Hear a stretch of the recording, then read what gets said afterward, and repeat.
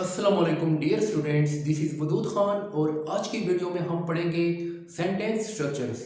तो ये sentence structure का दूसरा लेक्चर है। पहले लेक्चर में मैंने आपको सेंटेंस के दो बेसिक स्ट्रक्चर थे वो समझाए थे, और आज जो है ना मैं आपको जो सेंटेंस का तीसरा स्ट्रक्चर है वो बताऊंगा। ये जो है ना बहुत ही इंपॉर्टेंट होते हैं।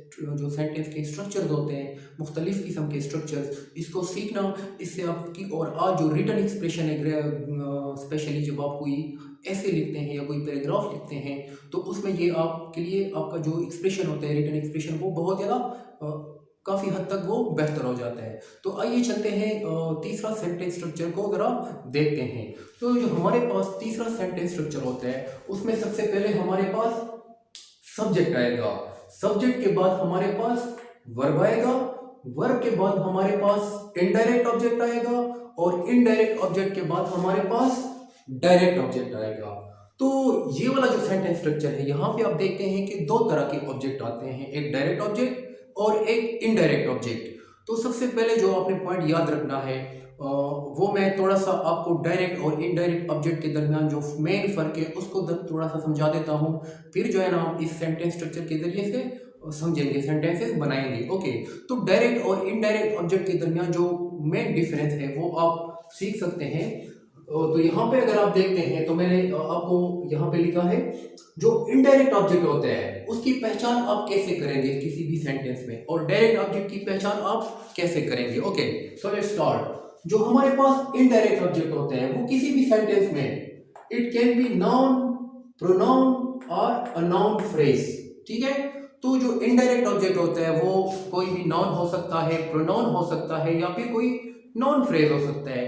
Same is the case for direct object. Direct object भी हमारे पास it can also be noun, pronoun और नाउन फ्रेज। ठीक है, तो डायरेक्ट ऑब्जेक्ट भी हमारे पास नाउन हो सकता है, प्रोनाउन हो सकता है, या भी कोई नॉन फ्रेज हो सकता है। ठीक है, तो ये तो एक पॉइंट हो गया।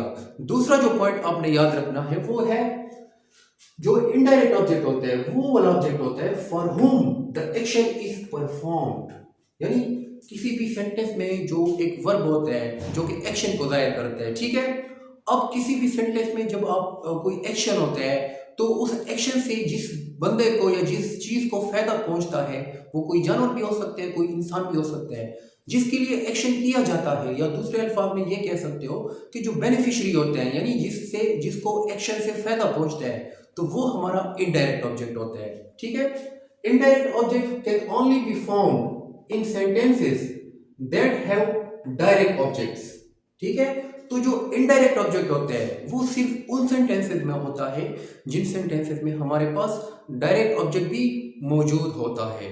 ओके, तो जो हमारा डायरेक्ट ऑब्जेक्ट होता है वो क्या होता है? Direct object receives the action of the verb. जो डायरेक्ट ऑब्जेक्ट होता है वो क्या करता है? वर्ब जो एक्शन होता है उसको डायरेक्टली रिसीव करता है। तो ये तो था थोड़ा सा जो है ना मैंने इंट्रोडक्शन करा दिया डायरेक्ट और इनडायरेक्ट ऑब्जेक्ट का। अगर आपको इसके बारे में मजीद इन्फॉर्मेशन नहीं है तो आप मेरी वीडियो देख सकते हैं। मैंने डायरेक्ट और इनडायरेक्ट ऑब्जेक्ट पे जो है ना कंप्लीट वीडियो बनाई है, तो आप उसको देख सकते हैं मेरे यूट्यूब चैनल पे। ओके, सो अब आइए चलते हैं इस सेंटेंस स्ट्रक्चर को जरा देखते हैं। ओके, तो इस सेंटेंस स्ट्रक्चर में हमारे पास सबसे पहले हमारे पास सब्जेक्ट आएगा, फिर वर्ब आएगा, फिर indirect object, and then at the last direct object. Okay, यहां पे कुछ एग्जांपल मैंने लिखे हैं। पहला एग्जांपल अगर आप देखते हैं, I bought Asma a watch. तो ये वाला जो स्ट्रक्चर है, पहले अगर हम देखते हैं तो आई हमारे पास क्या हो गया? सब्जेक्ट। बॉट, बॉट हमारे पास वर्ब हो गया। इसके अलावा अगर आप इसको देखते हो, आसमा हमारे पास नाउन है, और ये कौन सा ऑब्जेक्ट है? इनडायरेक्ट ऑब्जेक्ट है। ठीक है, आखिर में अगर आप देखते हैं आवाज, तो आवाज जो है हमारे पास ये एक नाउन फ्रेज है, और ये हमारे पास क्या है? डायरेक्ट ऑब्जेक्ट है। ठीक है, तो ये वाला सेंटेंस स्ट्रक्चर आप जब इसको बनाओगे तो आप इसमें से इस तरह से डायरेक्ट और इनडायरेक्ट ऑब्जेक्ट की पहचान कर सकते हो, या फिर आप इसको इसी तरह से ही इसको डिवाइड कर सकते हो। यानी पहले सब्जेक्ट आएगा, फिर वर्ब आएगा, उसके बाद इनडायरेक्ट ऑब्जेक्ट आएगा, और आखिर में आपका डायरेक्ट ऑब्जेक्ट आएगा। ये जो इनडायरेक्ट ऑब्जेक्ट होता है और इनडायरेक्ट ऑब्जेक्ट और इनडायरेक्ट ऑब्जेक्ट और डायरेक्ट ऑब्जेक्ट, ये दोनों नाउन भी हो सकते हैं, प्रोनाउन भी हो सकते हैं, या फिर कोई नॉन फ्रेज भी हो सकता है। तो ये तो था नॉन वाला और नॉन फ्रेज वाला। अब आइए जरा दूसरा देखते हैं। दूसरा हमारे पास है he gave me a book. इसमें अगर आप देखते हैं तो ही हमारा सब्जेक्ट है, ही हमारा सब्जेक्ट है, गेव हमारा वर्ब है, यहाँ पे मी क्या है, प्रोनाउन है, और ये प्रोनाउन जो है ना इनडायरेक्ट ऑब्जेक्ट का काम कर रहा है। अब बुक जो है ना ये हमारे पास फिर से एक नॉन फ्रेज है, और ये किसका काम कर रहे हैं, डायरेक्ट ऑब्जेक्ट का काम कर रहे हैं। ओके, तो तीसरा सेंटेंस अगर हम देखते हैं तो ये भी इसी स्ट्रक्चर को फॉलो करते हैं। जॉन गेव हिज डॉग अ बोन।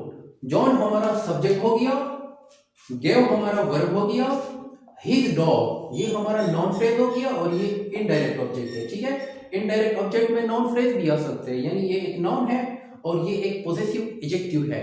तो नाउन से पहले अगर पॉजेसिव एडजेक्टिव आता हो, तो मैंने ये आपको पहले भी बताया था, तो वो क्या बनाता है, नाउन फ्रेज बनाता है। नाउन फ्रेज पे मैंने वीडियो बनाई है, आप जरा उसको देख सकते हैं प्लेलिस्ट में, phrases and its types. Non phrase पे मैंने एक ही वीडियो बनाई है, आप जरा उसको देख सकते हैं कि नॉन फ्रेज को आप कैसे बना सकते हो, उसकी कितनी तरह के स्ट्रक्चर्स होते हैं। तो ये हमारे पास नॉन फ्रेज हो गया, ये इनडायरेक्ट ऑब्जेक्ट का काम कर रहे हैं, और ये नॉन फ्रेज जो है आर्टिकल, और आर्टिकल के बाद जो है ना हमारे पास नाउन है, तो ये भी एक नॉन फ्रेज बन रहा है, ये हमारा काम कर रहा है डायरेक्ट ऑब्जेक्ट का। ओके, चौथा सेंटेंस हम देखते हैं, you must tell the police the truth. इसमें अगर हम देखते हैं तो यू हमारा क्या हो जाता है, एक प्रोनाउन है, और ये सब्जेक्ट का काम कर रहा है। मस्ट टेल ये हमारा वर्ब है, द पुलिस ये एक नाउन फ्रेज है, आर्टिकल है और नाउन है, तो ये नाउन फ्रेज बनाता है, ये हमारा इनडायरेक्ट ऑब्जेक्ट है। द ट्रूथ ये भी एक नाउन फ्रेज है, ये हमारा डायरेक्ट ऑब्जेक्ट है।